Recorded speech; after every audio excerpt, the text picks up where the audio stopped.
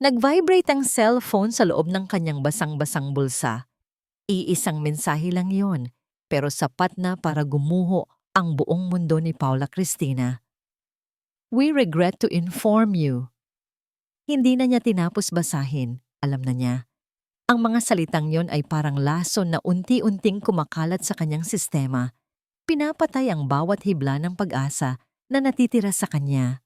Napahinto siya sa gitna ng sidewalk, hindi na alintana ang malakas na buhos ng ulan na bumabasa sa kanyang manipis na blazer. Ang kulog na dumadagundong sa kalangitan ay tila kasabay ng pagdurog ng kanyang puso. Ito na yon, ang huling pag-asa niya. Ang pang-apat na kumpanyang tinanggihan siya ngayong linggo. Paano na ang bayad sa upa? Paano na ang ipapadala niya sa pamilya sa probinsya? Napapikit siya ng mariin. Naramdaman niya ang pamilyar na kirot sa kanyang lalamunan, ang nagbabadyang pag-init ng kanyang mga mata. Huwag dito, Paula. Huwag ngayon. Pinilit niyang humakbang muli. Kailangan niyang makarating sa huling interview niya para sa araw na ito. Isang maliit na kumpanya lang, pero trabaho pa rin iyon. Hindi siya pwedeng sumuko. Habang naglalakad, ang bawat patak ng ulan ay tila isang paalala ng kanyang mga kabiguan. Ang mga taong nagmamadaling sumilong ay hindi siya napapansin. Isang anino lamang sa gitna ng magulong syudad. Ganoon naman palagi. Pakiramdam niya ay invisible siya. Isang taong walang halaga. Isang malakas na kalabog ang pumutol sa kanyang pag-iisip. Ilang hakbang lang mula sa kanya, isang matandang babae ang nakita niyang bumagsak sa basang semento. Kumalat sa sahig ang laman ng kanyang paper bag, ilang piraso ng mansanas at dalandan na gumulong sa iba't ibang direksyon. Nakatayo lang ang mga tao sa paligid, nakasilong sa mga waiting shed at tindahan, tila walang nakakita sa nangyari. O marahil, ayaw lang nilang mabasa. Ayaw nilang maabala. Napatigil si Paula. Sa isang iglap, nakita niya ang lola niya sa nakahandusay na babae. Ang puting buhok, ang marupok na pangangatawan, ang biglaang pagkabigla sa mukha nito. Tumingin siya sa kanyang relos. 15 minutos na lang. Malayo pa ang lalakarin niya papunta sa interview.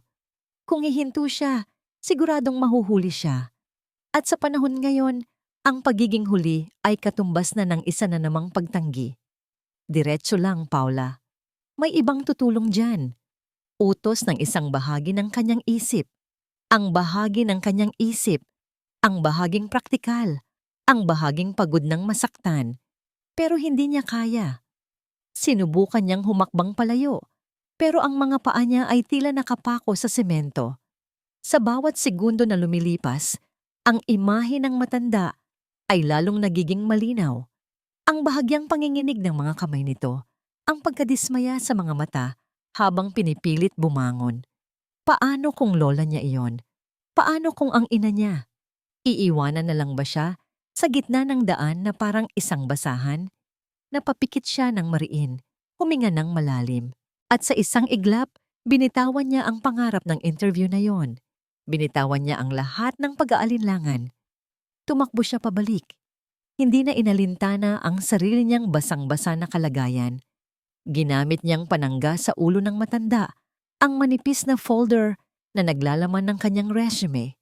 Ang papel na dapat sana ay mag-aangat sa kanya mula sa kahirapan. Lola, okay lang po kayo? Tanong niya. Ang boses ay nanginginig dahil sa lamig at kaba. Tulungan ko na po kayo.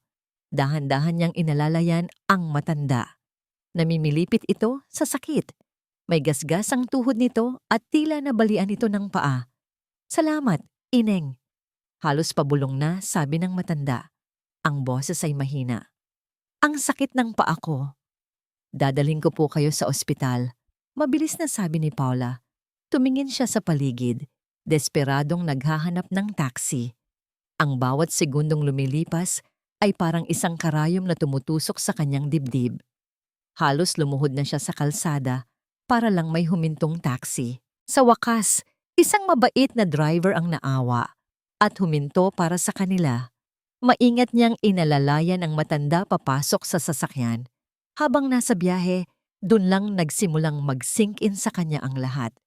Napatingin siya ulit sa kanyang relos. Lampas na sa oras ng interview niya. Wala na. Tapos na. Isang butil ng luha ang pumatak mula sa kanyang mata. Humalo sa tubig ulan na nasa kanyang pisngi. Ngunit nang tignan niya ang matandang babae sa tabi niya, ang pasasalamat sa mga mata nito, alam niyang ginawa niya ang tama. Sa ospital, sinalubong sila ng mga nurse. Siya ang sumagot sa lahat ng tanong kahit wala siyang halos alam tungkol sa matanda. Hindi niya magawang iwanan ito ng mag-isa. Sa loob ng purse ng matanda, nahanap niya ang cellphone nito. Nagbaka sakali siyang hanapin ang numero ng anak nito. Alexandre. Iyon ang pangalang nakita niya sa contacts. Nanginginig ang mga kamay niya habang tinatawagan ang numero. Pagkatapos ng ilang ring, isang baritonong boses ang sumagot. Puno ng pagkainip. Hello? Who is this? Sir, pasensya na po sa abala. Nagsimula si Paula. Yung nanay niyo po kasi, naaksidente po siya. Nandito po kami sa St. Jude's Hospital. Isang nakabibinging katahimikan ang sumunod, bago ang isang mabilis at matigas na sagot. I'm on my way. Hindi nagtagal, isang matangkad na lalaki na nakasuot ng mamahaling suit ang humahangos na pumasok sa emergency room. Ang kanyang muka ay gwapo, ngunit mababakasan ng matinding pag-aalala at galit. Ang mga mata niyang matatalim ay agad na hinanap ang kanyang ina at pagkatapos ay napunta sa kanya, kay Paula, na nakatayo sa tabi ng kama, basang-basa at mukhang kahabag-habag. Lumapit ito sa kanya. Ang bawat hakbang ay mabigat at puno ng awtoridad. Hindi man lang siya tinapunan ng tingin ng pasasalamat. Sa halip, ang mga mata nito ay puno ng pagdududa at akusasyon. Huminga ito ng malalim at sa isang malamig na boses na tila kayang magpayelo ng buong paligid, nagtanong ito. Anong ginawa mo sa nanay ko? Ang tanong ni Alexandre ay binitiwan na parang isang hatol, malamig at matigas. Inaasahan niyang makakita ng takot o pagkakasala sa mukha ng babae. Pero ang nakita niya ay pagkabigla na mabilis na napalitan ng isang uri ng pagkalito at sakit. Napayuko ito at sa isang saglit naawa si Alexander sa kalagayan nito. Basang-basa, gusot ang damit at mukhang mas pagod pa kaysa sa ina niyang nakahiga sa kama. Bago pa man makasagot si Paula, isang doktor ang lumapit sa kanila. Attorney Prado? Tanong ng doktor. Agad na bumalik sa profesional na anyo si Alexandre. Yes, doctor. How is my mother? She's stable for now. May kaunting bali sa kanyang bukong-bukong, but she will be fine. Mabuti na lang at nadala siya rito agad. Sabi ng doktor, bago tumingin kay Paula na may ngiti. Thanks to this young lady. Kung hindi dahil sa kanya, baka mas lumala ang kalagayan ni Mrs. Prado sa gitna ng ulan. Ang bawat salita ng doktor ay parang isang suntok sa sikmura ni Alexandre. Ang aroganteng abogado, ang taong laging tama, ay biglang nakaramdam ng matinding hiya. Isang simpleng salamat sana ang sinabi niya, pero inuna niya ang paghusga. I see. Thank you, doctor, sabi niya. Pilit na pinapakalma ang boses. Nang makaalis ang doktor, naiwan silang tatlo sa isang nakabibinging katahimikan. Hindi niya alam kung paano haharapin ang babae. Pinanood niya ito habang marahang kinukuha ang isang tissue at pinupunasan ang kamay ng kanyang ina na nabasa ng kaunting tsa. Ginawa nito iyon ng may kakaibang kagaanan at sensiridad. Walang pagkukunwari, walang hinihintay na kapalit. Napatingin siya sa kanyang ina. Payapa itong natutulog, ngunit kahit sa pagtulog, bakas pa rin sa mukha nito ang lungkot na matagal na niyang hindi pinapansin. Kailan ba ang huling beses na umuwi siya ng maaga para lang kumustahin ito? Kailan ang huling beses na tinanong niya kung ano ang nararamdaman nito? Ang cellphone niya ay nag-vibrate. Isang paalala para sa isang manihalagang meeting. Karaniwan, iyon ang uunahin niya. Pero ngayon, parang wala yung halaga. Isang alaala ang biglang pumasok sa kanyang isip. Isang imahe ng kanyang nakababatang kapatid na si Leah. Tumatawa habang naglalaro sila sa hardin. Ang parehong hardin na ngayon ay nalalanta na dahil walang nag-aalaga. Ang parehong tawa na hindi na niya muling maririnig. Ang pamilyar na kirot ng pagkakasala ay bumalik. Ang pagkakasala na pilit niyang tinatakpan ng sunod-sunod na mga kaso ng walang katapusang trabaho. Iniiwasan niya ang mansyon dahil bawat sulok niyon ay nagpapaalala sa kanya ng kanyang pagkukulang.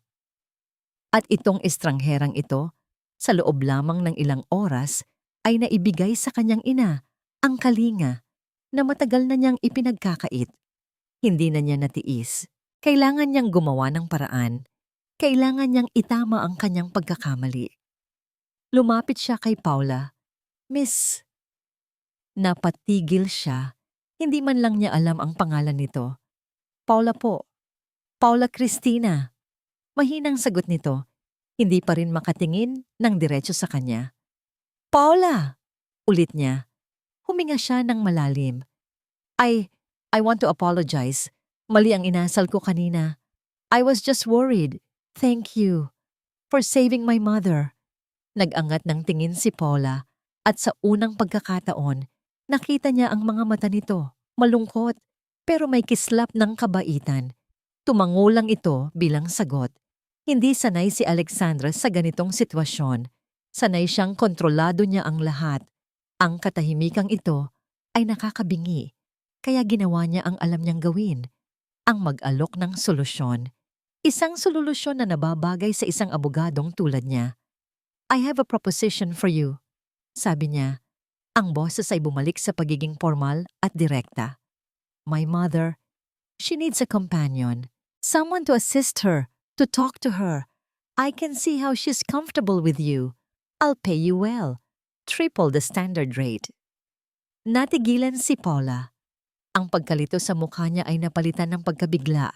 Sir? Trabaho po? Yes, it's a job. You will live in the mansion. All expenses paid. You just need to take care of my mother's needs. Paliwanag ni Alexandre. Tila isang business deal ang inilalatag. Para sa kanya, iyon ang pinakamadaling paraan para maipakita ang kanyang pasasalamat at para na rin mabawasan ang kanyang konsensya. Inaasahan niyang magagalak ito. Sasabihin nitong ito ay isang biyaya mula sa langit. Pero sa halip, nakita niyang umiling ito ng dahan-dahan. Ang mga mata ay puno ng pag-aalinlangan. Sir, pasensya na po. Bulong nito, ang boses ay nanginginig. Pero hindi ko po yata matatanggap. Ang pagtanggi ni Paula ay lumabas sa kanyang bibig bago pa man niya ito mapag-isipan. Ang alok ni Alexandre ay napakaganda para maging totoo. Isa pa, ano naman ang alam niya sa pag-aalaga ng isang taong mayaman? Ang buhay niya ay simple lang. Ang mundo nito ay alien sa kanya. Bakit hindi, Ineng? Isang mahinang boses ang pumutol sa kanilang usapan. Dahan-dahang iminulat ni Doña Elara ang kanyang mga mata. Nakatingin ito ng diretso kay Paula. Ang mga mata ay may halong pakiusap. Ma, gising na po pala kayo. Sabi ni Alexandre, lumambot bigla ang boses. Ngunit ang atensyon ni Doña Elara ay na kay Paula. Narinig ko. Ayaw mong tanggapin, sabi nito. Ang boses ay bahagyang paos. May problema ba sa alok ng anak ko? Masyado ka ba naming naaabala? Nako, hindi po, Ma'am Elara. Mabilis na sagot ni Paula. Puno ng hiya. Hindi po sa ganoon. Wala po kasi akong experience sa ganitong trabaho. Baka po hindi ko kayo maalagaan ng mabuti. Ngumiti si Doña Elara, isang matamis ngunit malungkot na ngiti. Iniabot nito ang kanyang kamay at hinawakan ang kamay ni Paula. Hindi ko kailangan ng nurse ni Hija. Ang kailangan ko ay isang kaibigan. Ang mga salitang yon ay tumagos sa puso ni Paula. Kaibigan. Isang bagay na simple pero parang napakatagal na niyang hindi narinig. Matagal na akong mag-isa sa malaking bahay na yon. Pagpapatuloy ni Doña Elara, ang tingin ay lumipat sa bintana. Laging abala si Alexandre. Pumayag ka na, ineng, para may nakakausap man lang ako. Tumingin si Paula kay Alexandre, na ngayon ay tahimik na nakatayo sa gilid. Pinapanood silang dalawa. May kakaibang emosyon sa mga mata nito, isang halo ng pagkakasala at pasasalamat. Paano siya tatanggi sa isang pakiusap na galing mismo sa puso? Huminga siya ng malalim. Sige po, tinatanggap ko na po. Isang linggo ang lumipas. Isang makintab at itim na kotse ang sumundo kay Paula sa kanyang maliit na apartment. Ang driver, na nakauniforme, ay magalang siyang pinagbuksan ng pinto at tinawag siyang ma'am, na nagpangiti sa kanya ng alanganin. Habang tinatahak ng sasakyan ng daan patungo sa lugar ng mayayaman, pakiramdam ni Paula ay papasok siya sa ibang dimensyon. Ang mga bahay ay naglalakihan, napapalibutan ng matataas na pader.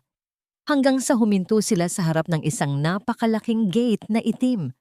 Automatiko itong bumukas at bumungad sa kanya ang isang mahabang driveway na may perpektong hardin sa magkabilang gilid.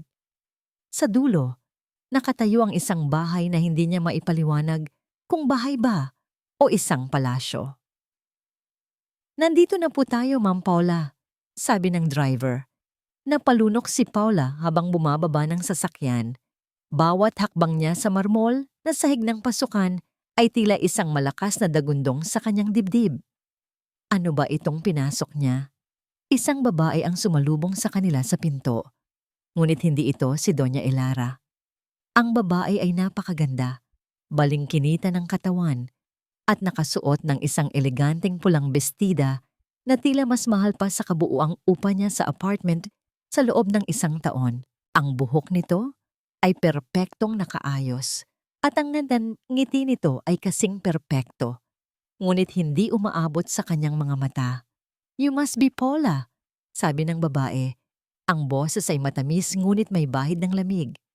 Ini-inspeksyon siya nito mula ulo hanggang paa at pakiramdam ni Paula ay bigla siyang naging isang mumurahing gamit sa isang mamahaling tindahan. I'm Isabella Reyes, Alexandra's fiancé. Fiancé. Napakurap si Paula. Siyempre, ang isang lalaking tulad ni Sir Alexander ay meron ng fiancé at isang perpektong fiancé. Hello po, Ma'am Isabella. Magalang niyang bati. So tell me, sabi ni Isabella habang ginagabayan siya papasok sa isang sala na mas malaki pa sa buong palapag ng apartment building niya. Saan ka nakatira? Anong tinapos mo? Ang mga tanong ay simple lang, pero sa paraan ng pagtatanong ni Isabella, pakiramdam ni Paula ay nasa isang interogasyon siya. Sa sampalok lang po. Nakatapos po ako ng business administration. I see, sabi ni Isabella, bahagyang tinaas ang isang kilay. Tila may gusto pa itong sabihin nang biglang pumasok si Alexander sa silid. Isabella, Paula, bati niya, ang boses ay formal. I see you've met. Si Paula ang bagong personal assistant ni Mama. Ang paraan ng pagkakasabi ni Alexander ay nagpatibay sa posisyon ni Paula, isang empleyado. Walang bahid ng init o pagkilala na siya ang babaeng tumulong sa ina nito. Sa harap ni Isabella, siya ay naging isang estranghero ulit. Aayusin ko lang ang kwarto ni Mama. Pakiasikaso mo muna si Paula, sabi ni Alexandre kay Isabella bago umakyat sa engrandeng hagdanan. Naiwan silang dalawa. Muling ngumiti si Isabella, pero ngayon may halong tagumpay sa kanyang Kanyang ngiti. Lumapit ito sa kanya, sapat na malapit para marinig niya ang mahinang bulong nito. Sana'y magtagal ka dito, Paula, sabi nito. Ang bawat salita ay may dalang bigat. Marami na kasing sumubok sa posisyon mo. Sanay na si Alexandre sa katahimikan ng mansyon. Isang katahimikan na malamig at mabigat. Puno ng mga hindi sinasabing salita at mga lumang alaala. Kaya naman, Nang umuwi siya ng mas maaga isang hapon, napatigil siya sa may pintuan nang marinig ang isang bagay na halos dayuhan nasa pandinig niya sa loob ng bahay na yon. Tawanan. Kumunot ang noo niya. Dahan-dahan siyang naglakad papunta sa likod bahay kung saan nanggagaling ang tunog. At doon, nakita niya ang isang eksenang hindi niya kailanman inasahan. Ang kanyang ina, si Doña Elara, ay nakaluhod sa lupa. May hawak na maliit na pala at may mga mantsa ng lupa sa kanyang pisngi. Sa tabi nito ay si Paula na may hawak na pandilig. Pareho silang tumatawa sa isang bagay na hindi niya narinig. Ang hardin na iyon. Ang hardin na matagal nang pinabayaan mula nang mawala si Leah ay unti-unti nang nabubuhay muli. May mga bagong tanim na bulaklak at ang damo ay mukhang bagong gupit. Pero hindi ang hardin ang nakakuha ng kanyang atensyon, kundi ang ngiti sa labi ng kanyang ina. Isang ngiti na totoo, masaya, at walang bahid ng kalungkutan. Isang nangiting matagal na niyang hindi nakikita. Nakatayo lang siya roon, nagmamasid mula sa malayo, isang estranghero, sa sarili niyang pamamahay. Naramdaman niya ang isang pamilyar na kirot sa kanyang dibdib. Ngunit sa pagkakataong ito, hindi lang yon pagkakasala. May kasama itong pagtataka at isang bagay na hindi niya masabi kung ano. Nang gabing iyon, sa hapagkainan, ang karaniwang katahimikan ay napalitan ng mga kwento. Alam mo ba, Alex? Masayang sabi ni Doña Elara habang nagsasali ng sabaw sa mangkok. Tinuruan ako ni Paula kung paano magtanim ng orchids. Sabi niya, paborito raw yun ng nanay niya. Tumango lang si Alexandre, ngunit ang mga mata niya ay palihim na sumusulyap kay Paula, na tahimik lang na kumakain, tila nahihiya sa atensyon. At nagluto kami ng paborito mong adobo kanina. Siya ang nag-insistong tulungan ako. Pagpapatuloy ng kanyang ina. Sa bawat kwento ni Doña Elara, mas lalong nararamdaman ni Alexandre ang pagbabago. Ang kanyang ina, na dati ay halos hindi na umiimik, ay para bang bumalik sa dati nitong sigla. At lahat ng iyon ay dahil sa babaeng nasa harap niya. Pagkatapos ng hapunan, habang nagliligpit si Paula ng ilang pinagkainan, nilapitan siya ni Alexandre. Paano mo ginagawa iyon? Tanong niya. Ang boses ay mas mahina kaysa sa kanyang nakasanayan. Nag-angat ng tingin si Paula, naguguluhan. Ang alin po, sir? My mother. She hasn't been this happy in years, sabi niya. Isang direktang pag-amin na hindi niya inaasahang sasabihin. Ngumiti si Paula. Isang simpleng ngiti. Wala po akong ginagawang espesyal, sir. Nakikinig lang po ako sa kanya.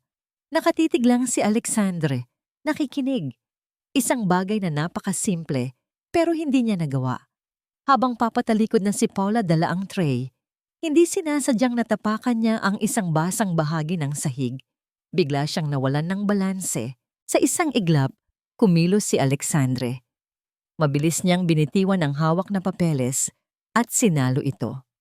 Ang isang kamay niya ay humawak sa braso nito, habang ang isa naman ay sa kanyang baywang. Napatigil ang mundo. Ang mukha nila ay ilang pulgada na lang ang layo sa isa't isa. Naamoy niya ang banayad na amoy ng shampoo mula sa buhok nito. Nakita niya ang pagkagulat sa mga mata nito, ang bahagyang pamumula ng kanyang mga pisngi. Naramdaman niya ang init ng katawan nito sa kanyang mga kamay. Isang kuryente ang tila dumaloy sa kanilang dalawa. Hindi nila alam kung gaano sila katagal na nasa ganoong posisyon. Dahan-dahan siyang inayos ni Alexandre ng tayo, ngunit hindi pa rin niya binibitawan ang braso nito. Okay ka lang? Tanong niya. Ang boses ay halos pabulong. Tumango si Paula, hindi makapagsalita. Mabilis niyang kinuha ang tray at halos takbuhin ang papunta sa kusina. Iniwan si Alexandre na nakatayo roon, bahagyang tulala.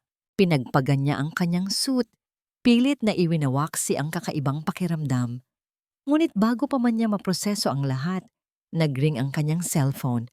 Ang pangalan ni Isabela ang nasa screen. Sinagot niya ito. Hello, Isa. "Hi darling," sabi nito sa kabilang linya. Ang boses ay matamis, ngunit may kakaibang lamig. "I'll be dropping by tomorrow. May dala akong sorpresa para sa bago ninyong kasambahay." Ang pagdampi ng mga kamay nila ni Alexandre ay nag-iwan ng kakaibang init sa balat ni Paula. Isang init na nanatili kahit na matagal na itong umalis. Kinabukasan, pilit niyang iwinaksi ang alaalang yon sa kanyang isip. Trabaho lang ito. Hindi siya dapat mag-isip ng kahit ano pa. Para abalahin ang sarili, iminungkahi niya kay Doña Elara na linisin ang isa sa mga guest room sa itaas na matagal nang hindi nagagamit. Pumayag naman ito, tila natutuwa sa ideya na may bago silang pagkakaabalahan. "Dati, paboritong tambayan niya ni Lia," sabi ni Doña Elara habang binubuksan nila ang pintuan. Isang amoy ng alikabok at lumang kahoy ang sumalubong sa kanila. "Sino po si Lia?" tanong ni Paula habang tinutulungang alisin ang puting tela na nakatakip sa mga muebles. Ngumiti si Doña Elara.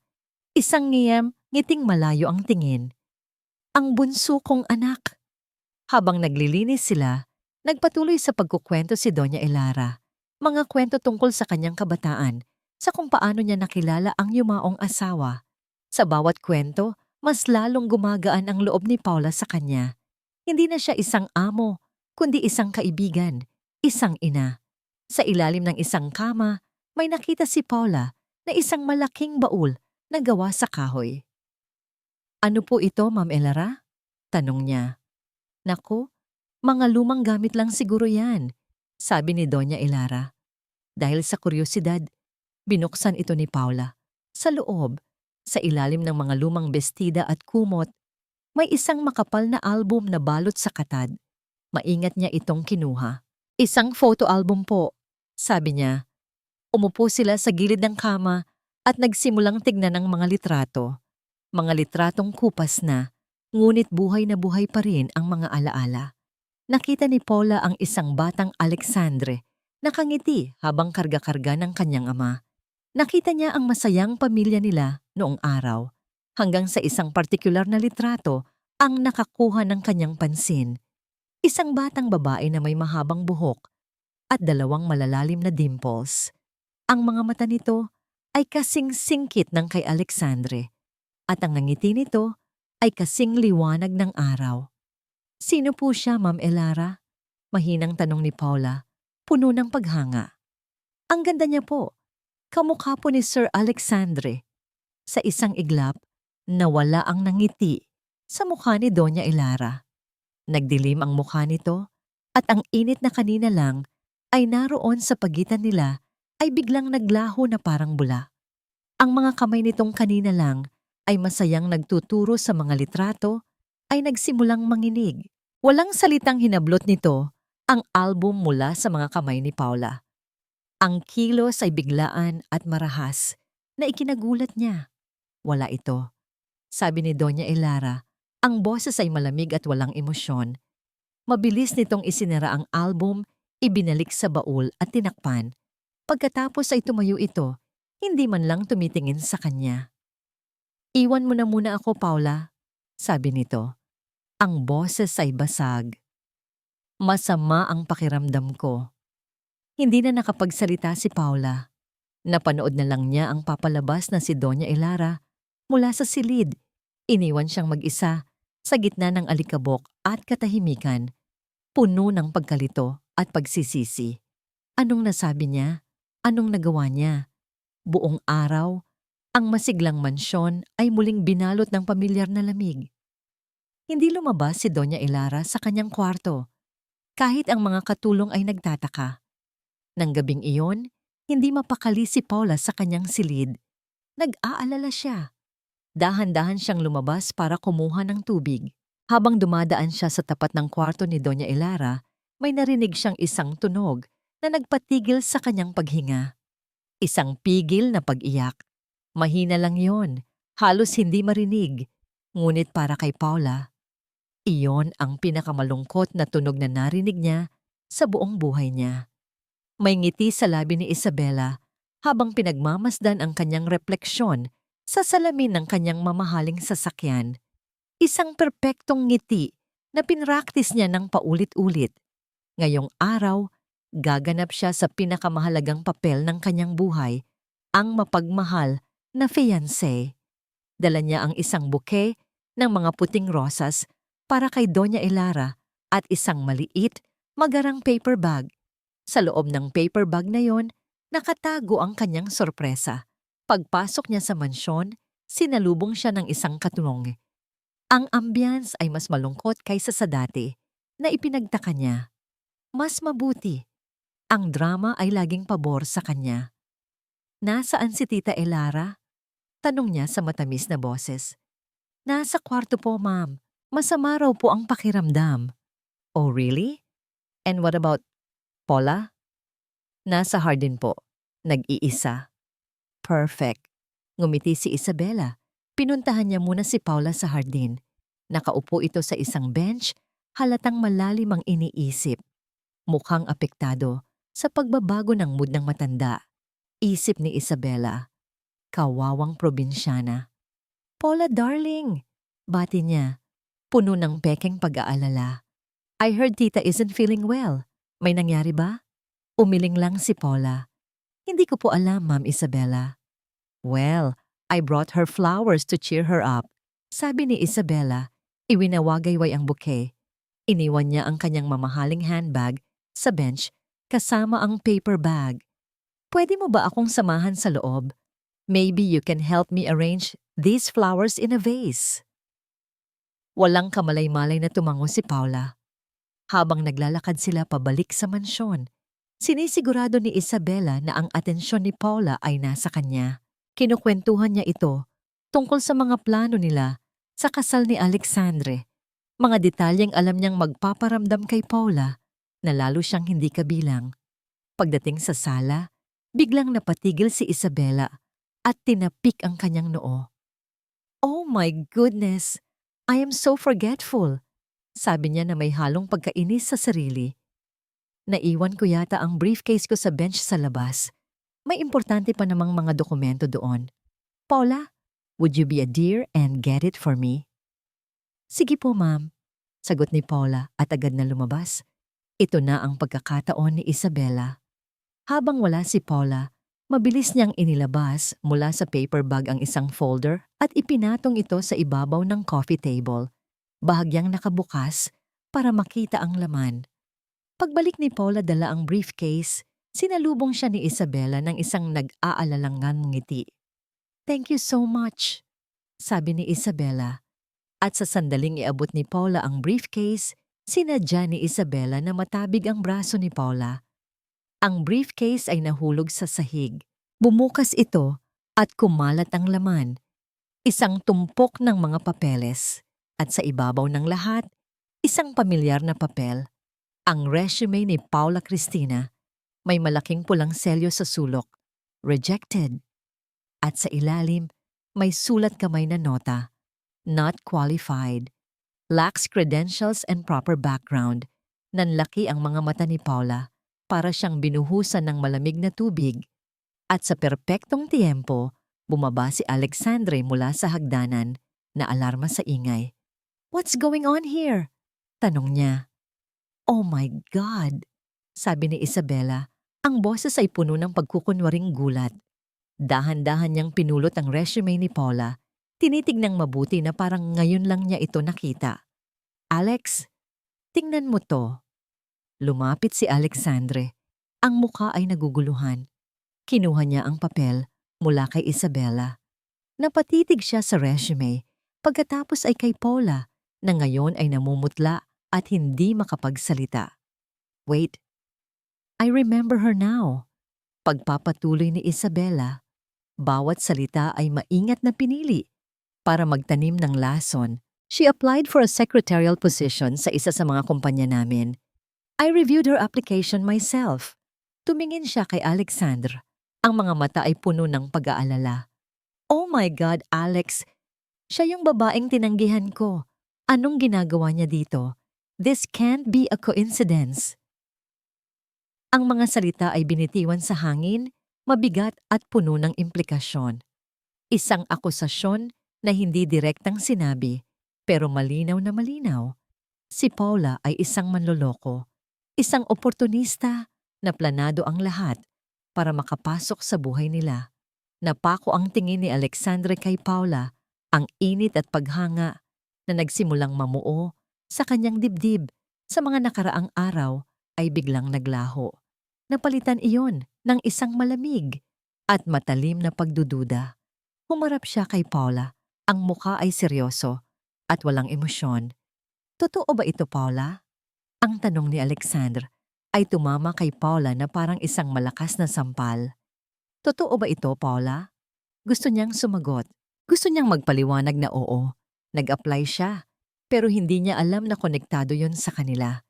Gusto niyang sabihin na ang pagkikita nila ng ina nito ay isang purong aksidente.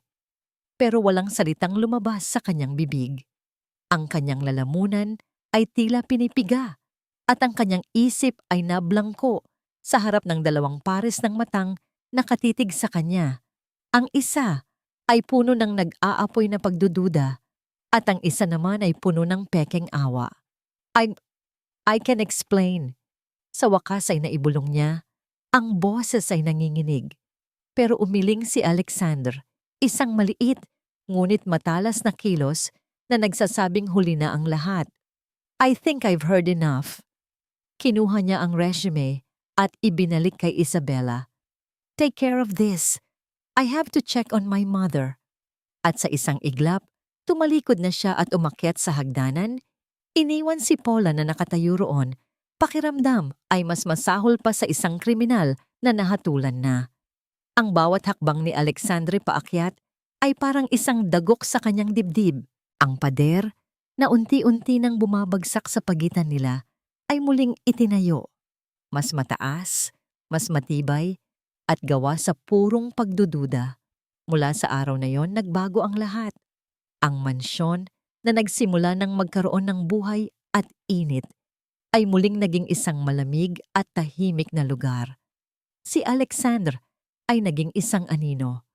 Umuuwi siya ng gabi na, kapag tulog na ang lahat, at umaalis ng maaga, bago pa man magising si Paula.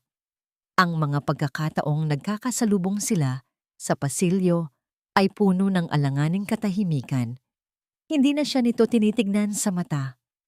Ang dating Miss Paula ay naging isang simpleng tango na lang o mas madalas ay wala na lang. Isang umaga, gaya ng kanyang nakasanayan, ipinagtimpla niya ito ng kape at dinala sa study room nito. Nakita niya itong nakaupo sa kanyang desk, seryosong nakatitig sa laptop. "Sir, kape niyo po," sabi niya. Inilapag ang tasa sa tabi nito. Hindi man lang ito nag-angat ng tingin. "Salamat, pero sa susunod, hayaan mo na lang si Manang Lolit ang gumawa." Ang mga salita, kahit na magalang, ay tumusok sa puso ni Paula. Para siyang ipinagtutulakan palayo. Bawat kilos niya, bawat mabuting intensyon, ay tinitignan na ngayon bilang isang pagkukunwari. Pati si Doña Elara ay nakaramdam ng pagbabago. Hindi na ito kasing sigla ng dati. Alam niyang may mali sa pagitan ng anak niya at ni Paula. Ngunit sa tuwing tatanungin niya si Alexandre, laging abala ito o may ibang dahilan para iwasan ang usapan. "May problema ba kayo ni Alex, Hija?" Tanong nito kay Paula isang hapon habang nasa hardin sila. Ngumiti lang si Paula ng pilit. "Wala po, Ma'am Elara. Baka po marami lang trabaho si Sir." Ngunit sa loob-loob niya, unti-unti na siyang dinudurog. Ang pagwawalang bahala ni Alexander ay mas masakit pa kaysa sa anumang sigaw o insulto. Ang sitwasyon ay lalong pinalala ni Isabella. Madalas itong bumisita, laging may dalang ngiti sa labi, ngunit ang mga mata ay laging nakamasid kay Paula. Madalas, kapag naroon si Alexandre, kikilos si Isabella na parang matalik silang magkaibigan ni Paula. Ngunit kapag sila na lang, may mga salita itong binibitawan na parang maliliit na karayom. "You're still here. Akalain mo nga naman." Sabi nito isang beses habang nagkakasalubong sila sa kusina. You must be very good at what you do. Isang gabi, habang nag-aayos si Paula sa sala, dumating si Alexandre. Mukha itong pagod at masungit. Biglang nag-vibrate ang cellphone nito. Inilabas niya ito at tinitigan ang screen. Hindi sinasadyang nasulyapan ni Paula ang mensahe. Isang litrato. Ang litrato niya, kinunan mula sa malayo habang kausap ang pinsan niyang si Marco na bumisita nung isang araw para humiram ng pera. Sa litrato, mukha silang nag-uusap ng seryoso at malapitan. Sa ilalim ng litrato, isang mensahe mula kay Isabela. Sino kaya itong lalaking to, Alex? Mukhang may iba pa siyang pinagkakaabalahan. Nag-angat ng tingin si Alexandre mula sa cellphone. Ang mga mata niya ay nag-aapoy sa galit. At ang galit na yon ay direktang nakatutok sa kanya. Ang tingin ni Alexandre ay parang isang matalim na kutsilyo na direktang tumusok sa puso ni Paula. Ang galit sa mga mata nito ay halatang halata. Walang bahid ng pag-aalinlangan. Para sa kanya, ang litratong yon ay ang huling piraso ng ebidensya, ang kumpirmasyon sa lahat ng kasinungalingang itinanim ni Isabela sa isip niya. Sir, nagsimula si Paula. Ang boses ay nanginginig. Pinsan ko po yan. Si Marco. Bumisita lang po siya. Huwag ka nang magsinungaling! Sigaw ni Alexandre. Ang boses ay dumagundong sa tahimik na sala. Ito ang unang pagkakataon na sinigawan siya nito. At ang sakit ay doble. Huminga siya ng malalim, pilit na kinokontrol ang sarili. Ngunit ang galit ay masyadong malakas. Lahat ng ito, isang malaking plano, hindi ba? Ang pag-apply sa kumpanya ni Isabela, ang aksidenteng pagkikita ninyo ni Mama, ang pagiging mabait mo. Lahat yon para lang makapasok ka dito, para makuha mo ang tiwala namin. Bawat salita ay isang akusasyon. Bawat salita ay isang dagok. Hindi po totoo yan, sir. Maniwala po kayo sa akin. Pakiusap ni Paula, ang mga luha ay nagsisimula ng mamuo sa kanyang mga mata. Wala po akong masamang intensyon. Tinulungan ko po ang nanay niyo dahil iyon po ang tama. Ang tama? Tumawa si Alexandre ng isang tawang walang saya. Isang tawang puno ng pangungutya. O baka naman nakita mo lang na mayaman siya, na mayaman ang pamilya niya. Sabihin mo sa akin, Paula, magkano ang halaga ng kabaitan mo?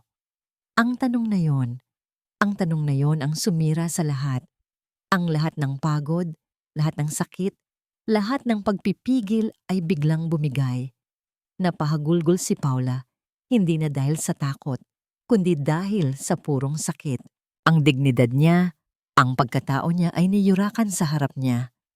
Wala kayong karapatang sabihin yan sa akin, sabi niya sa gitna ng kanyang pag-iyak. Sa wakas ay natagpuan ang kanyang boses. Hindi niyo ako kilala. Hinusgahan niyo ako nang hindi man lang alam ang buong kwento. Ang kanyang tapang ay tila mas lalong nagpagalit kay Alexandre. Akala ko iba ka, sabi nito. Ang boses ay mas malamig na ngayon, mapanakit. Akala ko totoo ka, pero isa ka lang din palang manggagamit, katulad ng lahat. Pumasok ito sa kanyang study, at paglabas ay may dala ng isang sobre, isang makapal na sobre. Inihagis niya ito sa coffee table sa harap ni Paula. Heto, bayad para sa serbisyo mo. Higit pa sa sapat yan, sabi niya. Ang bawat salita ay parang lason. Kunin mo yan at umalis ka na. Ayoko nang makita pa ang pagmumukha mo dito. Napatitig si Paula sa sobre. Pera. Iyon pala ang tingin niya sa lahat ng ito. Isang transaksyon. Pinunasan niya ang kanyang mga luha. Dahan-dahan siyang nag-angat ng tingin. At sa pagkakataong ito, ang mga mata niya ay hindi na nagpapakita ng takot, kundi ng isang malalim na pagkadismaya. Hindi ko kailangan ng pera niyo, sir, sabi niya. Ang boses ay kalmado na ngunit basag. Tumalikod siya at nagsimulang maglakad papunta sa pinto. Walang lingon-likod. Bawat hakbang ay mabigat. Bawat hakbang ay papalayo sa lugar na nagsimulang maging tahanan niya, papalayo sa mga taong nagsimula na niyang mahalin. Paula, saan ka pupunta? Ang sigaw ay hindi galing kay Alexandre. Galing ito sa itaas ng hagdanan. Nakatayo roon si Doña Elara, nakahawak sa rehas, ang muka ay puno ng pagkabigla at hindi makapaniwala. Narinig niya ang lahat. Napahinto si Paula at lumingon sa matanda. "Paalam na po, Ma'am Elara," sabi niya. Isang huling pilit na ngiti ang sumilay sa kanyang mga labi. Bago pa man may makakilos, biglang nanghina ang mga tuhod ni Doña Elara. Ang kanyang mga mata ay pumikit at ang kanyang katawan ay bumagsak sa sahig. "Ma!" Sigaw ni Alexandre, puno ng panik. Ngunit bago pa man siya makatakbo papunta sa ina, isang huling sigaw ang narinig niya. Isang sigaw na puno ng galit at sakit. Isang sigaw na magmumulto sa kanya habang buhay. "Alexandre, hindi mo alam ang ginawa mo." At sa huling pagkakataon, nakita ni Paula si Doña Elara, walang malay sa sahig, bago siya tuluyang lumabas ng pinto at nilamon ng dilim ng gabi. Ang tunog ng pagbagsak ng katawan ng kanyang ina sa sahig ay parang isang malakas na sampal na gumising kay Alexandre mula sa kanyang pagkabulag sa galit. Sa isang iglap, nawala ang lahat ng pride at pagdududa. Ang natira na lang ay purong takot. "Ma!" Sigaw niya. Dali-daling tumakbo paakyat ng hagdan. Niyog-yog niya ang kanyang ina. "Magumising ka!" Pero walang sagot. Ang mukha nito ay maputla at ang paghinga ay mababaw. "Manang Lulit, tumawag ka ng ambulansya. Bilis!" Sigaw niya, ang boses ay puno ng panik na hindi niya kailanman naramdaman noon. Sa ospital, ang bawat segundo ay parang isang oras. Nakaupo si Alexandre sa malamig na upuan sa labas ng emergency room. Ang kanyang ulo ay nakasubsob sa kanyang mga nanginginig na kamay. Ang mamahaling suit na suot niya ay gusot na at ang perpektong ayos na buhok ay nagulo na. Ang mga huling salita ng kanyang ina ay paulit-ulit na tumatakbo sa kanyang isip. "Hindi mo alam ang ginawa mo." Anong ginawa niya? Pinalayas niya ang nag-iisang taong nagpabalik ng nangiti sa labi ng kanyang ina. Hinusgahan niya ito. Sinaktan. Isang nurse ang lumabas. "Attorney Prado, gising na po ang nanay ninyo. Pero medyo incoherent pa po siya. She keeps calling for someone named Leah." Leah, parang isang punyal ang tumusok sa puso ni Alexandre. Pagpasok niya sa kwarto, nakita niya ang kanyang ina, nakahiga at may nakakabit na kung ano-ano sa katawan. Ang mga mata nito ay nakabukas, ngunit malayo ang tingin. "Leah, anak, patawarin mo si Mama." Bulong nito. Ang mga luha ay dumadaloy sa gilid ng kanyang mga mata. "Hindi ko sinasadya. Hindi ko nakita." Umupo si Alexandre sa tabi ng kama at hinawakan ng kamay ng ina. "Ma, si Alex po ito." Pero tila wala itong naririnig. Nagpatuloy ito sa pagbulong. Inilalabas ang lahat ng sakit at pagsisisi na kinimkim niya sa loob ng maraming taon. Sa gitna ng mga salitang basag at walang koneksyon, nabuo ang isang kwento. Ang kwento ng araw na yon. Ang kwento ng kung paano nadulas si Leah malapit sa pool habang saglit lang siyang pumasok sa loob para kumuha ng juice. Ang kwento ng kung paano niya sinisi ang sarili sa loob ng 20 taon. Nakinig lang si Alexander at habang nakikinig, unti-unting gumuho ang pader na itinayo niya sa paligid ng kanyang puso. Naunawaan niya. Ang katahimikan ng kanyang ina ay hindi pagwawalang bahala. Ito ay isang parusa sa sarili. Isang pagdadalamhati na hindi nito mailabas dahil natatakot itong saktan siya lalo. At siya, sa halip na damayan ito, iniwan niya ito. Tinalikuran. Isang katok sa pinto ang pumutol sa kanyang pag-iisip. Si Manang Lolit, ang kanilang kasambahay, na matagal nang naninilbihan sa kanila. May dala itong isang maliit na bagay. "Sir Alex," sabi nito. Ang boses ay mahina. "Pasensya na po sa panghihimasok. Pero kanina po, bago dumating si Ma'am Isabela, may narinig po akong usapan nila sa telepono. Iniabot nito ang kanyang cellphone. Ni-record ko po. Hindi po kasi maganda ang kutob ko. Naguguluhang kinuha ni Alexandre ang cellphone at pinindot ang play. Ang boses ni Isabela ang unang narinig niya. Matamis, ngunit puno ng panunuya. Oo, sis, it's all set. Mamaya, isasalang ko na yung probinsyanang yon. The look on her face, when Alex finally throws her out, priceless. Akala niya siguro may pag-asa siya. How pathetic. Napatigil sa paghinga si Alexandra. Ipinagpatuloy niya ang pakikinig. Ang bawat salita ni Isabela ay isang kumpirmasyon ng kanyang katangahan. Ang resume, ang litrato, lahat ay isang palabas, isang masalimuot at masamang plano. Nang matapos ang recording, ibinalik niya ang cellphone kay Manang Lolit. Hindi siya makapagsalita. Ang galit na naramdaman niya kanina kay Paula ay wala pa sa kalingkingan ng galit na nararamdaman niya ngayon para kay Isabela at para sa sarili niya. Salamat, Manang, sabi niya. Ang boses ay malamig at walang emosyon. Tumayo siya. Kailangan niyang hanapin si Paula. Kailangan niyang humingi ng tawad. Nagmamadali siyang umalis ng ospital. Pinuntahan niya ang address ni Paula na nasa records niya. Isang maliit at luma ng apartment building. Kumatok siya ng kumatok sa pinto, ngunit walang sumasagot. Wala na po yung nakatira dyan, sir, sabi ng isang kapitbahay. Kagabi pa po umalis, dala lahat ng gamit. Umalis na. Parang gumuho ang mundo ni Alexandre. Huli na ba siya? Bumalik siya sa kanyang sasakyan, hindi alam kung saan magsisimula. At doon, sa ibabaw ng passenger seat, may nakita siyang isang puting sobre na iniwan siguro ni Manang Lolit. Binuksan niya ito. Isang sulat. Ang sulat kamay ay pamilyar. Galing kay Paula.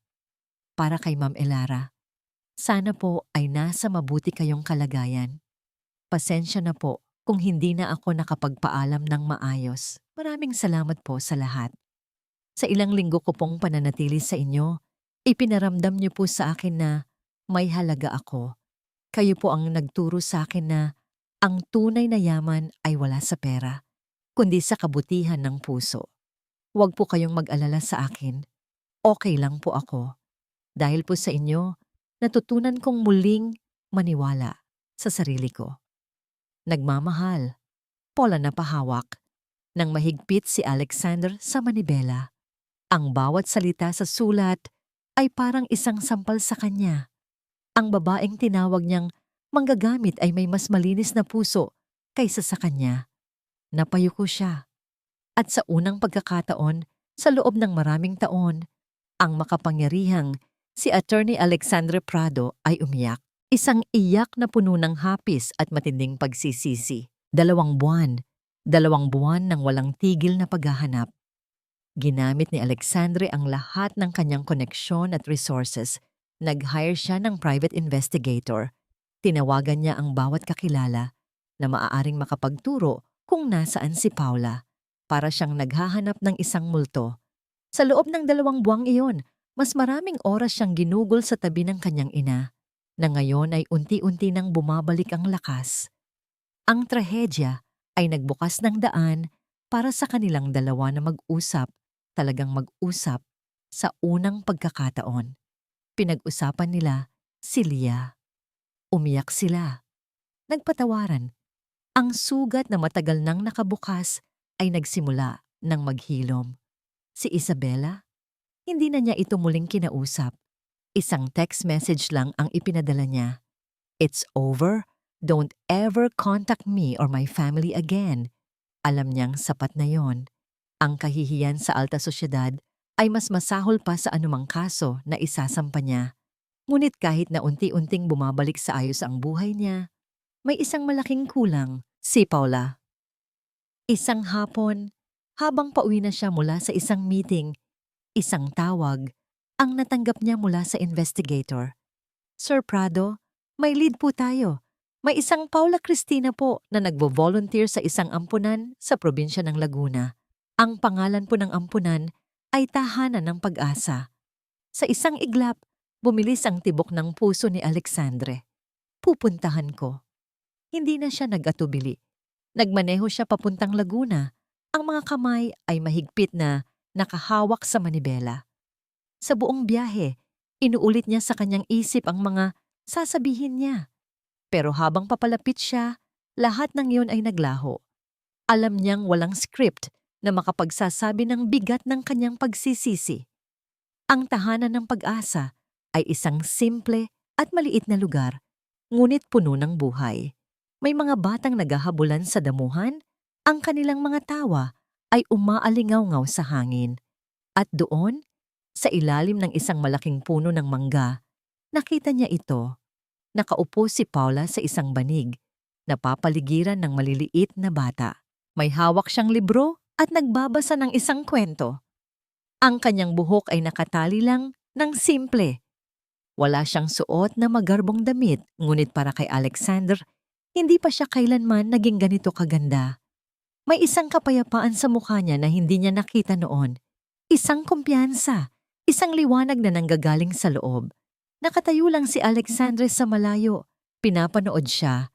Natatakot siyang lumapit. Paano kung ayaw na siyang makita nito? Paano kung huli na talaga ang lahat? Isa sa mga bata ang nakapansin sa kanya.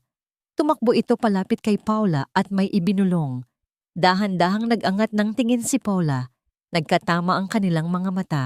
Ang nangiti sa labi ni Paula ay dahan-dahang nawala. Napalitan ng pagkabigla. Tumayo siya, inayos ang kanyang damit, at sinabihan ang mga bata na maglaro muna. Dahan-dahan siyang lumakad palapit kay Alexandre. "Sir Alexander," sabi niya, ang boses ay kalmado, walang bahid ng galit o sakit. "Anong ginagawa niyo po dito?" Napalunok si Alexandre. Ang lahat ng inihanda niyang salita ay nawala. Ang natira na lang ay ang katotohanan. Paula ay... Nagsimula siya. Ang boses ay bahagyang nanginginig. "Nandito ako para humingi ng tawad. Sa lahat. Walang excuse sa ginawa ko. Naging duwag ako. Naging tanga. At hinayaan kong husgahan ka nang hindi man lang kita pinakikinggan." Tinitigan lang siya ni Paula. Ang mga mata ay nagsusuri. Ang mga sinabi ko, ang mga akusasyon ko, walang katotohanan ng mga yon. At pinagsisisihan ko ang bawat salita. Pagpapatuloy niya, "Pinagsisisihan kong sinaktan kita." Isang mahabang katahimikan ang namagitan sa kanila. Ang tanging maririnig lang ay ang hangin at ang tawanan ng mga bata sa malayo. "Okay na po yon." Sa wakas ay sabi ni Paula na ikinagulat ni Alexandre. "Nung una, galit na galit po ako. Sobrang sakit. Pero dito, natututunan kong bitawan ang galit na yon. Natutunan kong ang halaga ko ay hindi nakadepende sa kung anong tingin ng ibang tao sa akin." Tumingin ito sa kanya ng diretsyo. "Pinapatawad na po kita, Sir Alexander." Ang mga salitang yon ay parang isang mabigat na kadena na natanggal mula sa puso ni Alexandre. Pero alam niyang hindi pa tapos. "Hindi ako naparito para lang humingi ng tawad," sabi niya. Humakbang ng isang beses palapit. "Naparito ako dahil sa loob ng 2 buwan, ikaw lang ang hinahanap ko. Dahil nung umalis ka, doon ko lang naintindihan na hindi lang ang nanay ko ang tinulungan mo. Tinulungan mo rin ako. Binuksan mo ang mga mata ko sa kung ano ang tunay na mahalaga." "Paula," sabi niya. Ang boses ay puno ng emosyon. "Gusto kong bumalik ka. Hindi bilang empleyado, kundi bilang, kung papayag ka, gusto kong magsimula ulit. Bilang magkaibigan. At marahil, kung bibigyan mo ako ng pagkakataon, higit pa roon." May luhang namuo sa mga mata ni Paula, ngunit sa pagkakataong ito, hindi ito luha ng kalungkutan. 1 taon ang lumipas. Ang hardin sa mansyon ng mga Prado ay mas maganda pa kaysa dati. puno ng mga orchids at rosas. Sa ilalim ng isang bagong tayong gazebo, masayang nag-uusap sina Doña Elara at Paula, hindi bilang amo at katulong, kundi bilang mag-ina. Dumating si Alexandre, hindi na suot ang kanyang malungkot na abogadong suit, kundi isang simpleng polo shirt. May dala siyang isang basket ng prutas. Ngumiti siya nang makita ang dalawang pinakamahalagang babae sa buhay niya. Lumapit siya kay Paula at marahang hinawakan ang kamay nito. Ready? Tumango si Paula. Ang mga mata ay nagniningning. Magkahawak kamay silang tatlo na naglakad sa hardin. Ang sikat ng papalubog na araw ay nagbibigay ng ginintuang liwanag sa kanilang paligid. Ang katahimikan ay hindi na malamig, kundi puno ng kapayapaan, pag-unawa, at isang pag-ibig na sinubok ng panahon at pinatibay ng pagpapatawad. Ang araw ay muling sumikat para sa kanila.